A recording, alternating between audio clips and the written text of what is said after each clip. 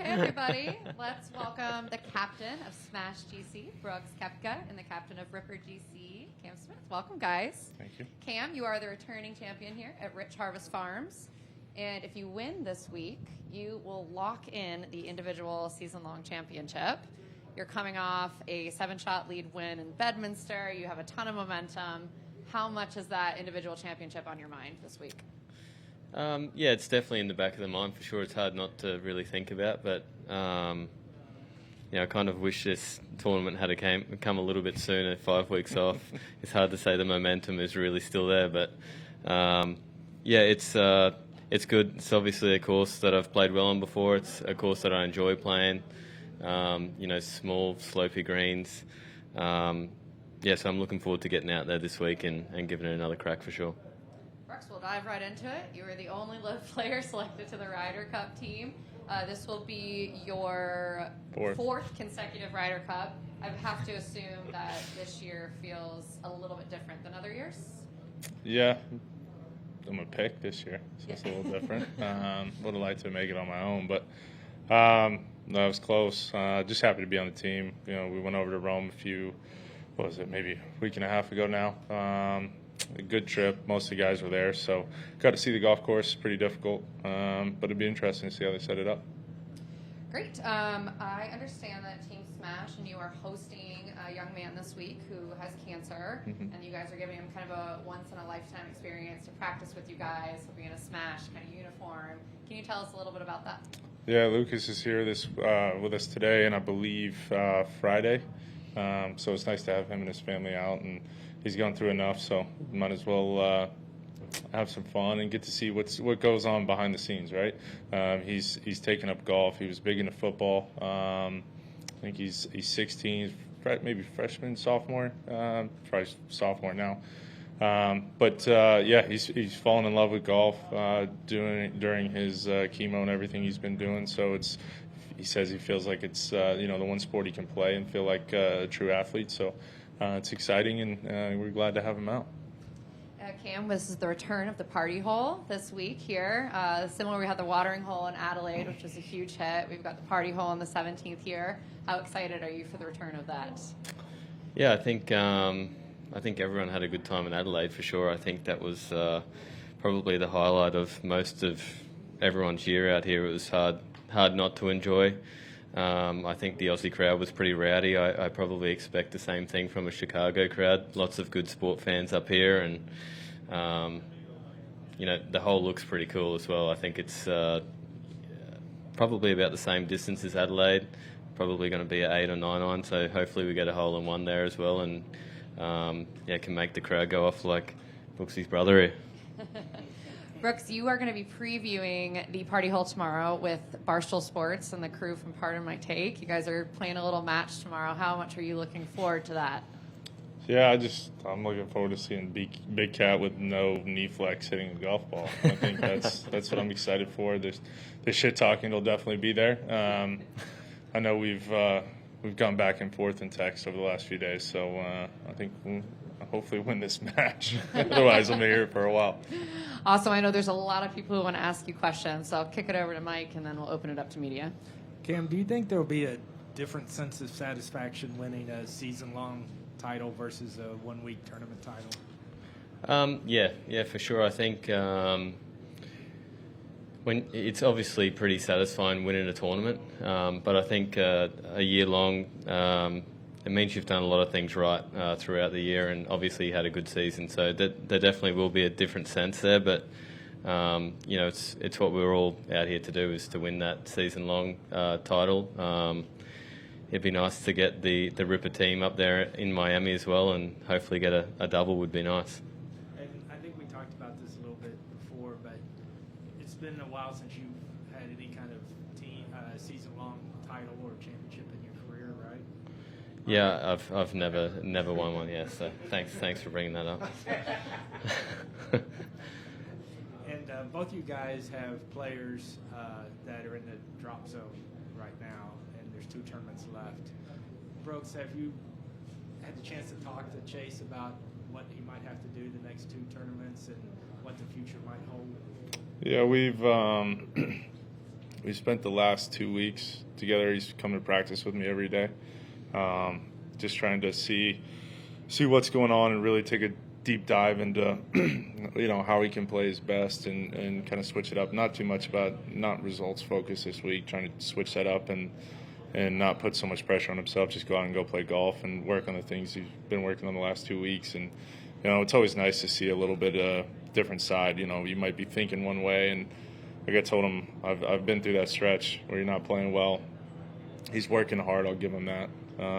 That's why I haven't gotten on him. But I'm proud of him. He's gutted through this thing, and eventually it's gonna turn right side up. And that's what I just keep telling him. I'm like, I've been in those shoes 2 years ago, so it'll come around. I think he played pretty well here last year. Yeah, he did well. I think he top 10 to last year here. So hopefully that'd be nice. And Cam, have you talked to Jed at all? Not particularly. I think like Brooks said, probably every young professional has gone through that part of their career, and it is a bit of a learning curve. But for Jed, he had the lowest round on Sunday there in Bedminster. I'm sure that was a massive confidence booster for him. The team's right behind him. We all really know what he's capable of. He just needs to go out there now and kind of let it go and actually do it. So, it's a tough spot to be in.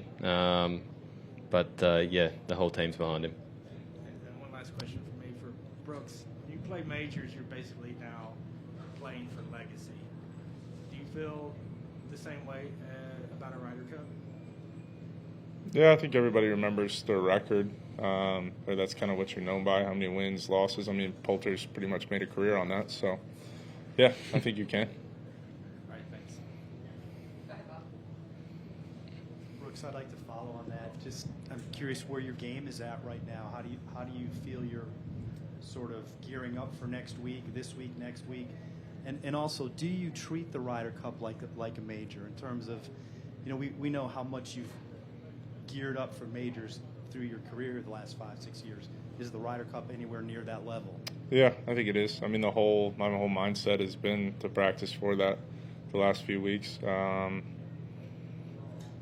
Yeah, I mean, look, it's one of the top 6-7 biggest sporting events you can have. So I like it when there's a little bit more eyeballs, a little bit more pressure.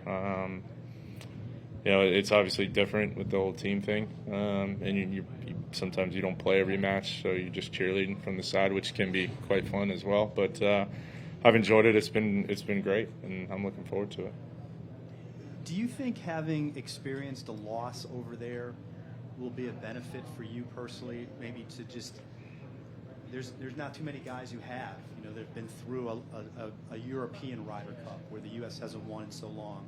Can you give these guys any insight into what they're going to be looking at? Yeah, I think it's all different. I think there's different guys. I've got 4 rookies, I believe, and I'm not sure how many guys have been a part of the losing teams in Europe. But yeah, it's definitely a different feeling. It's not. Losing's no fun, but somebody's got to do it. So hopefully it's not us this year.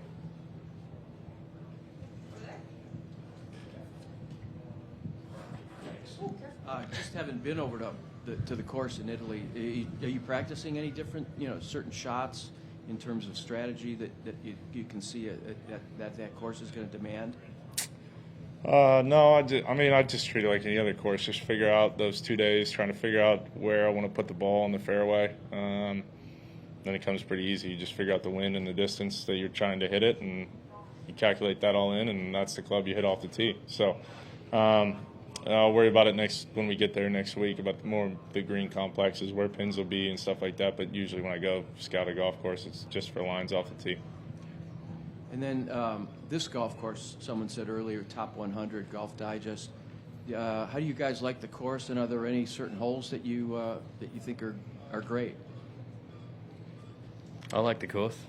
Yeah. I think it's a good golf course. I'll be honest with you, I was coming off a honeymoon, so I was sobering up last year, so I don't really remember that much of it. But yeah, look, I remember it being a good golf course. I believe it got kind of firm there. It was last firm day. last year. So it'll play obviously a lot different this year, I think, with the rain they got yesterday and I don't know, last night. So we'll see how it pans out. Yeah, it's a good golf course. I think I think being in the fairway is pretty key around here. The trees aren't too nice, and the greens are quite slopey. And if you get in the wrong spot around the greens, you're looking at 5 or 6 pretty quick. So definitely a smart course. I think, like Brooks said, the rain that we've had here the last couple of days probably play a little bit different, but hopefully we can see it firm up a little bit over the weekend. And have either of you guys met the owner, Jerry Rich, who developed the course and designed it at all? Have you talked to him? I believe last year, yeah. Yeah, he was here last year. I only got in last night, so 9:30. So I haven't. How about you, Cam? Have you been in, having dinner with him or anything like that? I since played you're defending I champion? played the pro-am with Mr. Rich last year, and I think he gave me a couple of insights as to what to do around the course. So maybe he gave me a victory there. But no, it was no. He's a good guy. He's obviously loves his golf, and I think he did a really good job around this golf course. Teddy? Hey guys, good to see you. Questions for you, Brooks. You're a new dad. You're a few months into it now. Has that changed your approach to the game, to your career, to anything? Has it changed you at all? Yeah, it definitely has. In what ways? I think now it's more. I was like, oh, I'll let him figure out. I don't want him to play golf and everything. But then I think you start to see him, and it's more about like the hard work, about the stuff that goes on behind the scenes that no one sees. It's I don't want him to have an example of somebody being lazy, being just dragging their butt. It's if you put the hard work in, you will get the results eventually. It doesn't matter what you do, and I think that's just trying to set a good example. I know he's 2 months old and he has no clue about that right now, but it becomes a hell of a lot easier when you get older. And I just want him to see what hard work is. And then just a quick funny one. Are you working on a mullet? Your hair's looking. You got golden locks now. Next to your I do. boy there. I know. I've been growing it out. Trying to figure out what I might do with it. My barber's coming in on Thursday, so I'll leave it up to him. He'll decide. Go for the mullet, dude. The mullet works around here. You won last year. I know. Good luck, guys. Thanks. WGN, do you have any? Good. Anyone else?